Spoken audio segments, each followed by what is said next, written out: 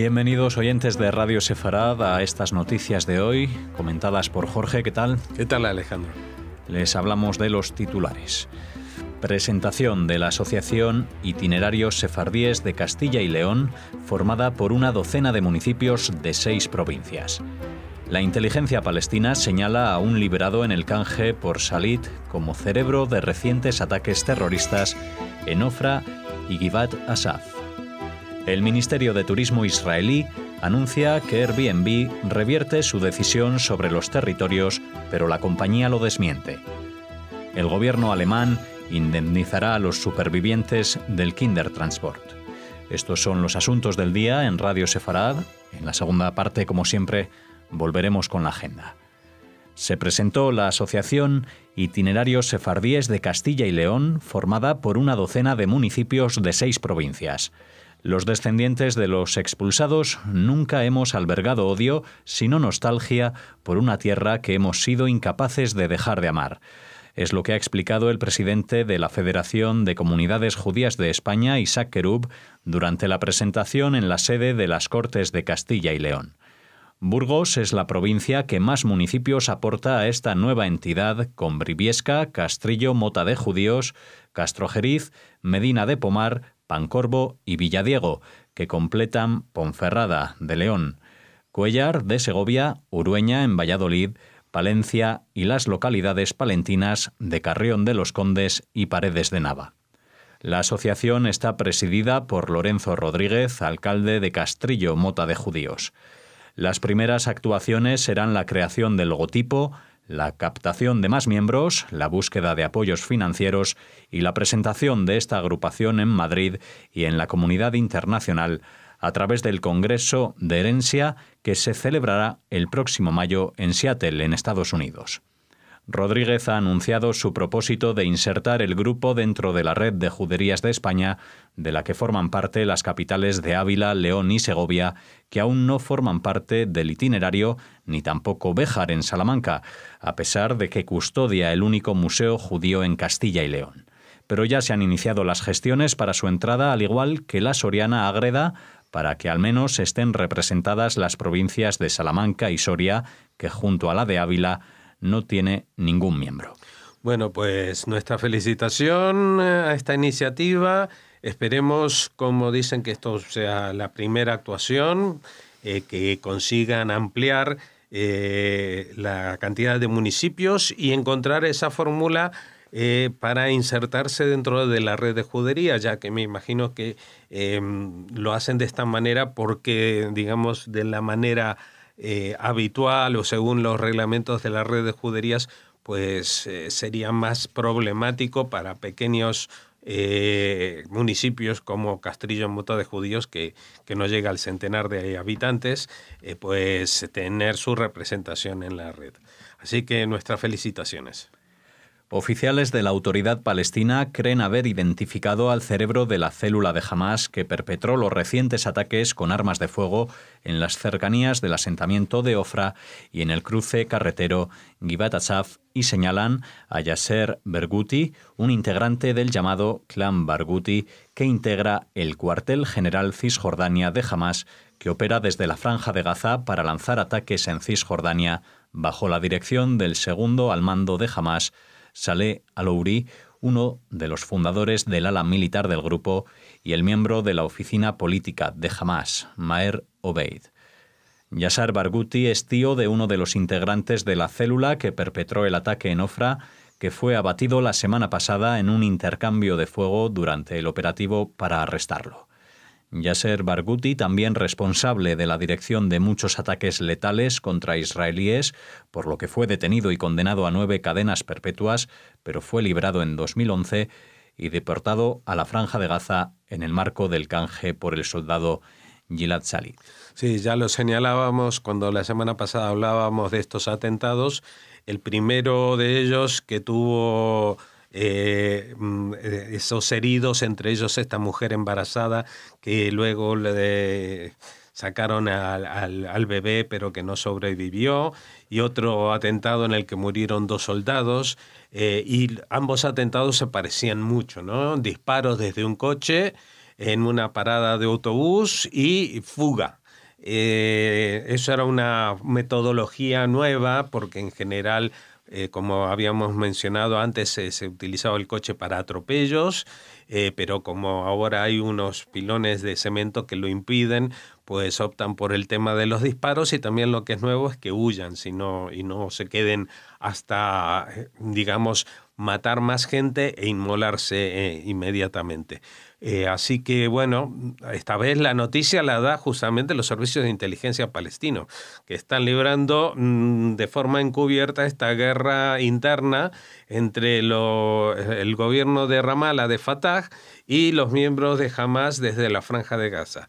Pero también es importante el dato de que el personaje del que estamos hablando es alguien que es un terrorista condenado a 9 cadenas perpetuas, es increíble, pero que fue liberado en un canje con tal de que se mantuviese en la Franja de Gaza. Por eso no impide que desde allí organice los atentados que tienen lugar en Cisjordania.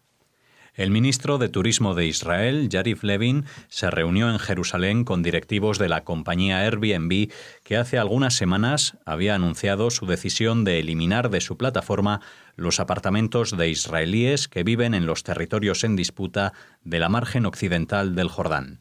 Tras la reunión, el ministerio anunciaba que la empresa había dado marcha atrás. Sin embargo, minutos después, la compañía comunicó que no era así, aunque expresaron su rechazo inequívoco al movimiento BDS y comunicaron su compromiso con desarrollar su negocio en Israel. Sí, la verdad que fue un patinazo del ministro, que salió a decir, bueno, hemos conseguido que con nuestra campaña pues Airbnb se eche atrás de su decisión de no de no ofertar pisos en las zonas de los territorios en disputa. Pero alguien ahí no entendió bien cuál era el mensaje, pues yo creo que deduciendo de la declaración luego de la empresa que dice que no es eso, es que ellos en la reunión habrán expresado que no apoyan el movimiento de boicot, desinversión y sanciones a Israel, el BDS, pero por alguna otra razón que enmascara en realidad este boicot, por razones económicas o lo que sea, pues no van a volver a ofertar esos apartamentos en esa zona. Con lo cual, el conflicto con Airbnb sigue abierto y a la espera de que se aclare si alguien ha metido la pata o que Airbnb han tratado de ser más listos que todos y contarle una milonga, como decir, no lo hago por boicot, no lo hago por nada, pero es solamente no vamos a promocionar esta parte de Israel. Es algo muy raro, ¿no? El gobierno alemán indemnizará económicamente a los supervivientes del Kindertransport, los niños, en su mayoría judíos, que el Reino Unido recibió entre diciembre de 1938 y septiembre de 1939, provenientes de la Alemania nazi y países anexionados. Estas compensaciones a los supervivientes coinciden con el 80 aniversario de ese éxodo. Para ello se creará un fondo el próximo enero al que podrán dirigirse los supervivientes, algunos de los cuales recibieron pequeños pagos en la década de 1950 bajo programas de compensación, lo que, según indicó la organización, no impedirá que los reclamantes reciban este nuevo beneficio. Este transporte de menores realizado en trenes afectó a en torno a 10.000 menores y comenzó cuando las autoridades británicas aceptaron recibir a menores de 17 años de Alemania y de países que el régimen de Adolf Hitler se había anexionado, en concreto de Austria y de parte de Checoslovaquia. La organización asegura que muchos padres vieron en este medio la única oportunidad de salvar a sus hijos de los horrores de vivir bajo los nazis. Claro que si estamos hablando del 80 aniversario de este éxodo y que eran niños que se los llevaron, como mínimo son gente que tienen que tener más de 85, 86 años, 90 y muchos, no llegar a los 97 porque sería el tope. Pero bueno, como algo simbólico queda bien, pero me imagino que aunque las compensaciones sean interesantes a nivel económico, pues ya no van a servir para mucho. Evidentemente a alguien de 90 años, primero que no le van a arreglar el pasado y tampoco a sus descendientes le va a arreglar nada el que su abuelo o bisabuelo ya con esas edades o tatarabuelo pues tenga allí otros 2.000 euros para hacer con ellos no sé qué. Cerramos aquí esta primera parte de las noticias. Volvemos ahora, tras la pausa, con la agenda cultural.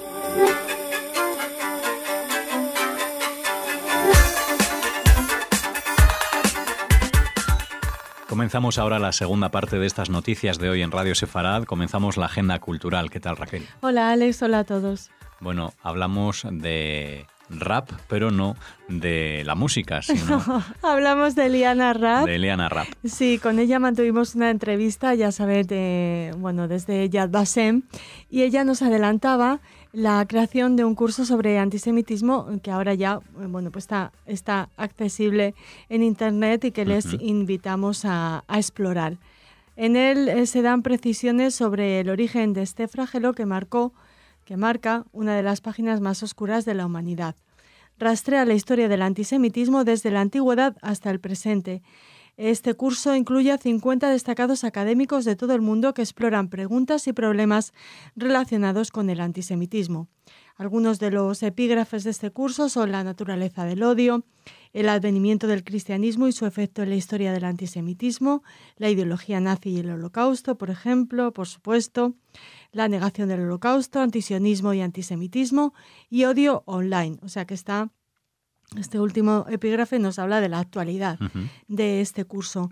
Para este proyecto fueron convocados, entre otros, el profesor Peter Hayes, autor del libro Las razones del mal, el historiador de la Universidad de Tel Aviv, Jeremy Cohen, y la profesora especialista en estudios judíos, Elisa Ben-Porat. Además, también participan Jeffrey Herf, historiador estadounidense, y David Hirsch, profesor de sociología en la Universidad de Londres y fundador de Engage, una campaña contra el boicot académico a Israel. Pues nada, con este curso comenzábamos la agenda y continuamos ahora, Raquel. ¿Qué tenemos? Sí, seguimos un poquito en clave de SOA porque se ha producido un acto vandálico en Roma. Allí 20 adoquines de la memoria, ya saben, esta iniciativa creada por el artista alemán Günter Dennig en 1992, pues han sido desenterrados y robados en un aparente ataque antisemita. Los adoquines están incrustados en el pavimento fuera de un edificio en el céntrico barrio de Monti de Roma, que fue el hogar de las familias Di Consiglio y Di Castro hasta la Segunda Guerra Mundial. La policía investiga el incidente como un posible ataque de odio. Cuando se le preguntó sobre el incidente al viceprimer ministro Matteo Salvini, quien también es ministro del Interior, dijo que hará todo lo posible para detener tales actos de repugnante antisemitismo. Los adoquines recordaban a los 18 miembros de la familia Di Consiglio y 2 de la familia Di Castro. 15 fueron deportados a Auschwitz en 1944 y murieron allí o en un lugar desconocido. En las marchas de la muerte se piensa.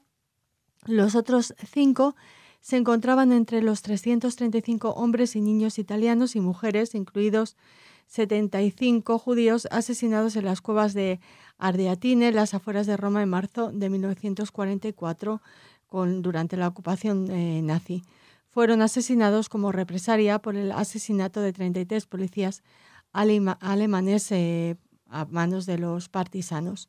La escritura en cada piedra comienza con las palabras «aquí vivió», seguida del nombre de la persona, la fecha de deportación o arresto y el lugar y la fecha de la muerte, si se conocen. Así que, pues esperemos que pronto se puedan recuperar estos 20 adoquines romanos que forman parte de esta iniciativa que coloca estas piedras de la memoria en toda Europa, donde las víctimas del Holocausto vivieron o trabajaron. Bueno, que sean recuperados y en su defecto que al menos sean repuestos, ¿no?, por otros que ocupen ese lugar. Finalizamos la agenda con otra noticia más, Raquel. Sí, les recordamos que, que ya se están realizando presentaciones por toda España del libro que conocimos aquí en Radio Sefarad, La cocina de los judíos de Sefarad en la Edad Media, de Álvaro López Asensio.